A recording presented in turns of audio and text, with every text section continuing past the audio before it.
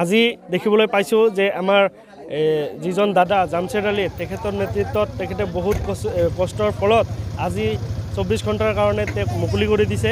কাৰণ যিটো আমাৰ হিন্দু শাস্ত্ৰমতে যিখিনি নিয়ম নীতি কৰিব লাগে সেই নিয়ম নীতি কৰাৰ কাৰণে আজি 24 ঘণ্টাৰ কাৰণে তেখেতক এৰি দিছে।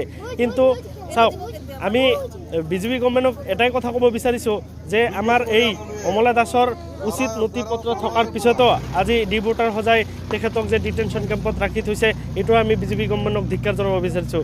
আৰু লগতে ছাত্ৰী এই ঘৰটো এবাৰ চালে আপোনালোকে নিশ্চয়কৈ গম পাব যে ইমান দুখীয়া পৰিয়ালটোক যি ধৰণে মানে হাৰাশাস্তি কৰি আছে, আমি এইটো বিজেপি গভৰ্ণমেণ্টক ধিক্কাৰ জনাব বিচাৰিছোঁ। আৰু লগতে চাওক, অমলা দাস এজন একদম মানে উচিত নথি পত্ৰ থকাৰ পিছতো তেওঁক বিদেশী সজাই ডিটেনশ্যন কেম্পত ৰাখিছে। এই ক্ষেত্ৰত মই বিজেপি গভৰ্ণমেণ্ট আৰু অসম চৰকাৰক ধিক্কাৰ জনাব বিচাৰিছোঁ।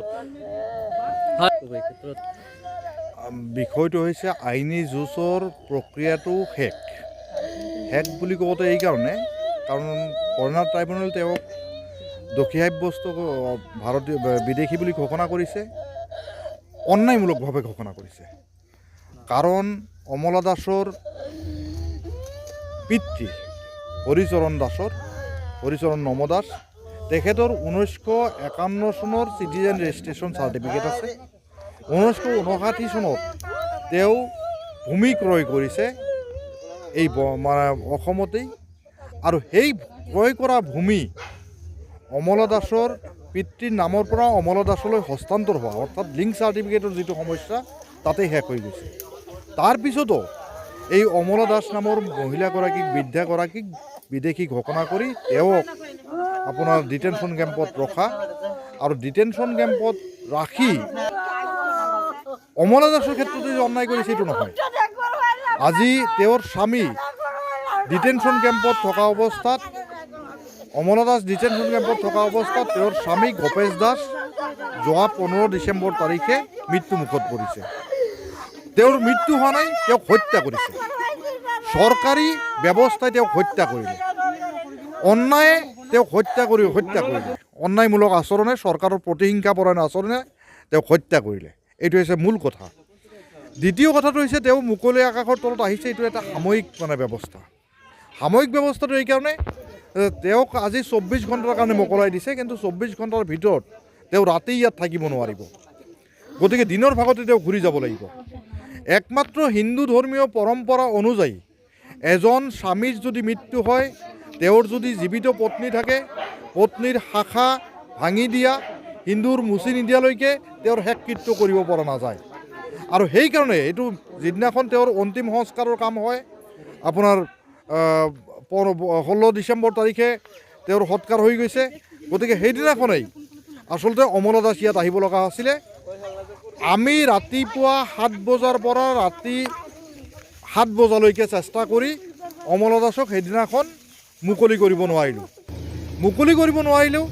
কাৰণ ডিচিৰ ওচৰত আমি আবেদন কৰিলোঁ, ডিচিয়ে পঠালে এছপিৰ ওচৰত, এছপিৰ ক্ষমতা নাই, এছপিয়ে পঠালে কৰ্ণাটক ট্ৰাইব্যুনেলৰ ক্ষমতা নাই, আমি হাইকোৰ্টত যাব লাগে। এই ধৰণৰ এটা আমি দৌৰাদৌৰি কৰি শেষলৈকে এটা ব্যৱস্থা হ'ল যে নাই, যেনে তেনে আপোনাৰ হিন্দু ধৰ্মীয় পৰম্পৰা ৰক্ষাৰ কাৰণে অমলা দাসক মোকলাই দিব লাগে। কিন্তু মোকলাই দিয়াৰ কাৰণে যেতিয়া নেকি এছ পিগৰাকীয়ে, বিশেষকৈ মই চিৰাঙৰ SP সুধাকৰ সিং ডাঙৰীয়াক ধন্যবাদ জনাম যে তেওঁ ব্যক্তিগতভাৱে উদ্যোগ লৈ DC গৌতম তালুকদাৰ ডাঙৰীয়াই কোকৰাঝাৰ DCৰ লগত আলোচনা বিলোচনা কৰি, হোম ডিপাৰ্টমেণ্টৰ লগত আলোচনা বিলোচনা কৰি তেওঁক মোকলাই দিবলৈ বিচাৰিলে যে মাত্ৰ অন্তিম সংস্কাৰটো কৰিব আৰু গুচি আহিব। কিন্তু আপোনালোকে জানে যে এই এলেকাটো অত্যন্ত পশ্চাদপদ এলেকা, হাতীৰ উপদ্ৰৱ, দৈনিক ইয়াত হাতীয়ে মানুহ মাৰি আছে, ঘৰ ভাঙি আছে। গতিকে এই এলেকাটোত ৰাতি 8 বজা, 9 বজা বা 10 বজাত তেওঁক লৈ অহা বা তেওঁৰ অন্তিম সংস্কাৰৰ কাম কাজ যিখিনি কৰিব লাগে, সেইটো ৰাতি 11 বজা বা 12 বজাত কৰাটো সম্ভৱ নহয়। গতিকে পৰিয়ালে ক'লে যে আজি তেওঁ আহিব নালাগে, আজি অহাৰ উপায় নাই, আহিলেও তেওঁ ৰাস্তাত থাকি যাব, আৰু ৰাতিৰ ভিতৰত ঘূৰি নগ'লে যদি তেওঁৰ কাইলৈৰ পৰা আকৌ 2 বছৰ হিচাপ কৰিব লগা হয়।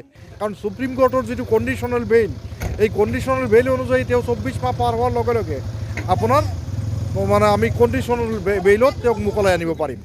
গতিকে এই কণ্ডিশ্যনেল বেইলৰ কথাটো যদি আমি চিন্তা কৰি আমি বিচৰা নাই যে তেওঁ আকৌ, কাৰণ আমি হাইকোৰ্টত কেছটো কি অৱস্থাত আছে সেই কথাষাৰ তেওঁলোকৰ পৰিয়ালে যিজন অধিবক্তাক দায়িত্ব দিছিলে তেওঁ এতিয়ালৈকে আমাক স্পষ্টভাৱে জনাব পৰা নাই।